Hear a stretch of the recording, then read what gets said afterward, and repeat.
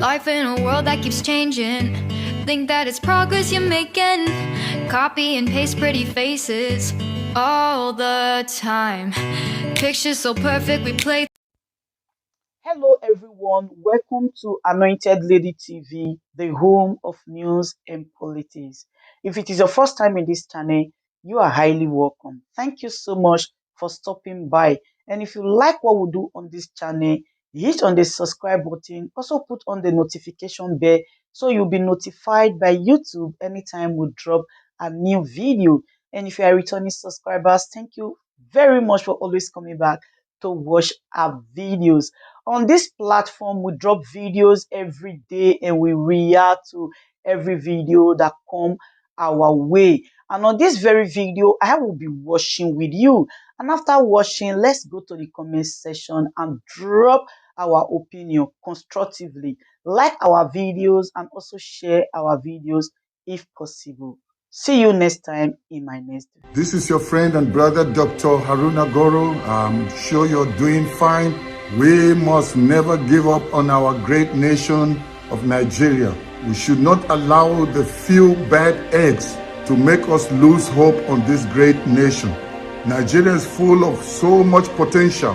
As I've always said, that Nigeria has got the potential to become a first world. If we can just rid her of these wicked and evil, heartless politicians that have held this nation captive and has mortgaged the destiny and the future of so many innocent citizens of this nation. Well, we know what's going on right now. The tribunal is sitting, Labour Party, PDP, they are challenging the outcome of the election. And Tinubu is now sitting, almost like a placeholder. Well, some people already say, oh, it looks like he's going to do something great.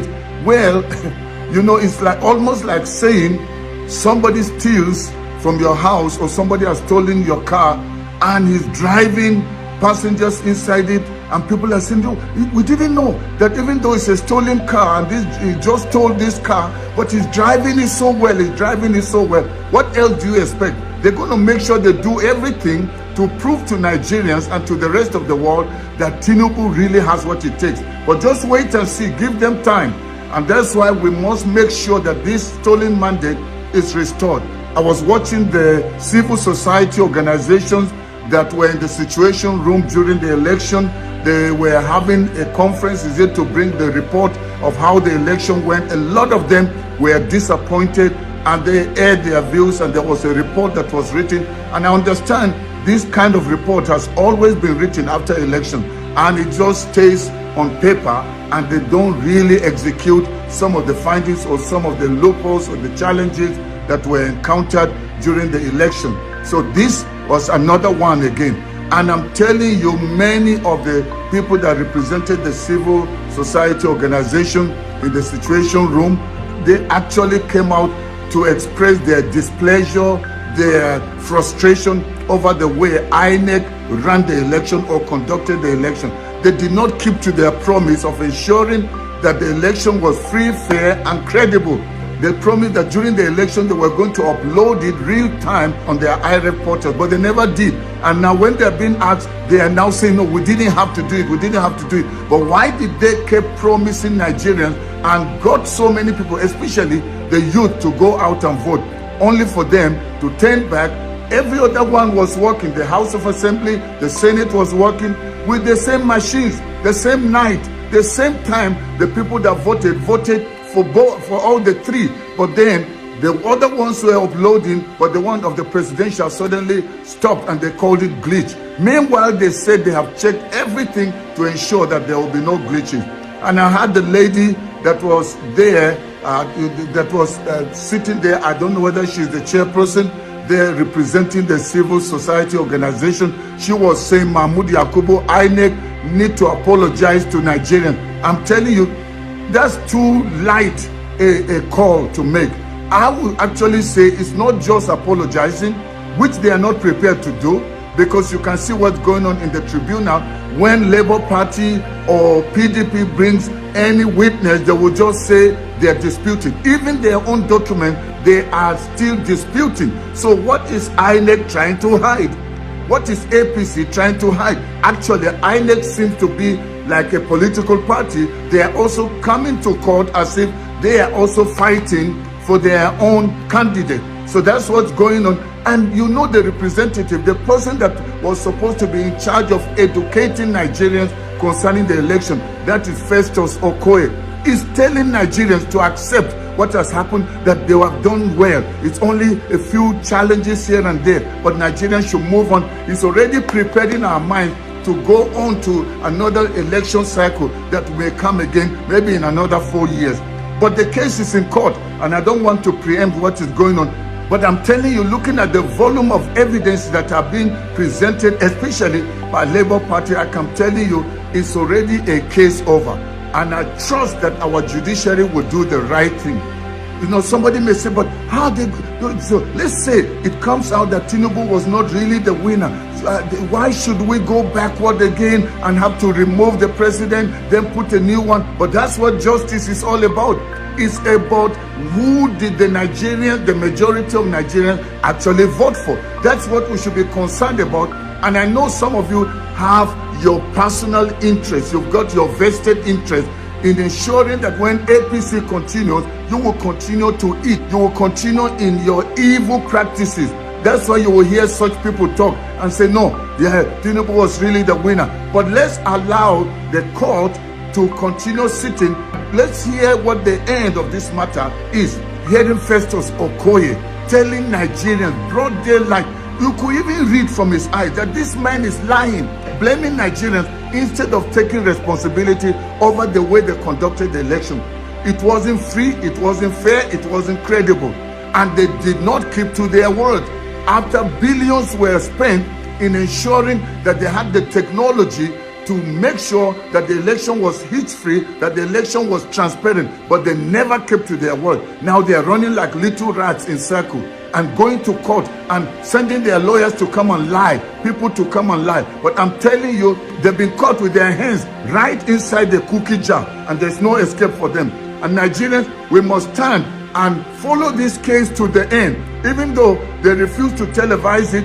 And I don't know why APC will be resisting the televising and INEC will be resisting. And I guess the court, just for peace, they had to let it go. But I mean, we can't be backward. After so many years, many nations, even many African nations now, are televising their own post-election issues. When people are challenging the outcome of an election, the best thing to do is let everybody see the court proceeding. Let people watch it real time. But now, people are just there only writing for us to know what's going on. But I trust the judges are smart people. They can read what is going on. They can read the body language of INEC. They can read the body language of APC and the body language of all the people that are behind that whole scam to ensure that Nigerians are disenfranchised.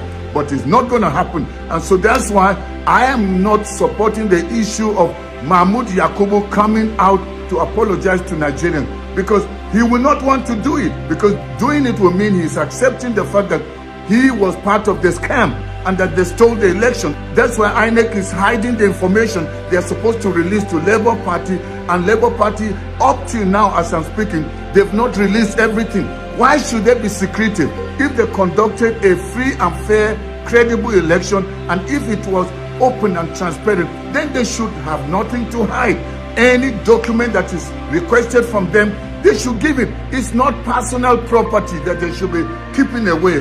And that's why we see what is going, the back and forth and the back and forth. But I'm so happy that Labour Party and PDP have been able to get some of the evidences. They're bringing witnesses to court. So let's see how the case goes on. But I'm telling you, I can't understand how heartless some Nigerians are. People like Mahmoud Yakubu, Sèérious Okoye, and some of the others, heartless, lying broad daylight, hiding the truth from Nigerians. Well, I see they are working for somebody else. I want to speak to the current president. Actually, I call him a placeholder until this case is over. I want to speak to you. If you genuinely care and love Nigerians, don't interfere with what is going on in court. Let the truth come out. Fear God. I speak to your wife. They say you are a pastor. Please speak to your husband. We want transparency. There should be no interference. Leave the judges to do their work. Nobody should be bribed. Nobody should be terrorized. We want to see justice at least for once in Nigeria. People are saying, but how can a president be removed? We've never seen it. There's always a first time. We are more concerned about justice than about how it will feel. Running a nation is got nothing to do with feeling. If you talk about feeling, people are already feeling disenfranchised. People are sad. People are depressed. People are hungry. People are tired of corruption. They are tired of insecurity. How far do you want to push Nigerians before they give up? So that's why it's important to do the right thing. I'm very, very confident that history is about to be made in Nigeria. I can feel it strong within me. Justice will prevail in this nation, at least for once. The judges are going to do the right thing. I'm not saying this because I am partisan. I'm saying this because I stand for truth, and truth must prevail in Nigeria. I still believe strongly within me that a new Nigeria is about to be born. Let's not give up on our great nation, because the future is bright, I can tell you. I want to say thank you again for watching.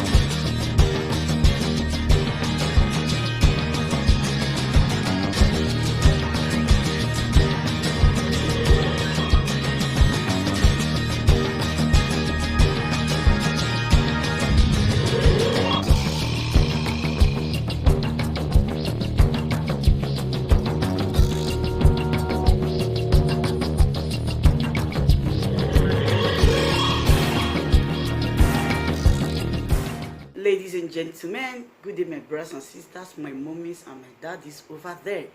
Is your sister again, your doctor, your friend, your girl, Anointed Lady TV. Please, if today is your first time of coming across my YouTube channel, please do subscribe for me. Subscribe and turn on the notification bell. So each time I upload any video, you will be notified. So in this my channel, I will be bringing up many things to you in which you will benefit from it. I do talk show, I do news, anything you want to talk about, I am into it. Please subscribe and turn on the notification bell. So each time I upload any video or each time I'm on live on YouTube, you will be notified. Thank you very much for always being there for me. Please do subscribe for me, and as you do so, God will richly bless you and meet your heart desire. Thank you very much. I love you all.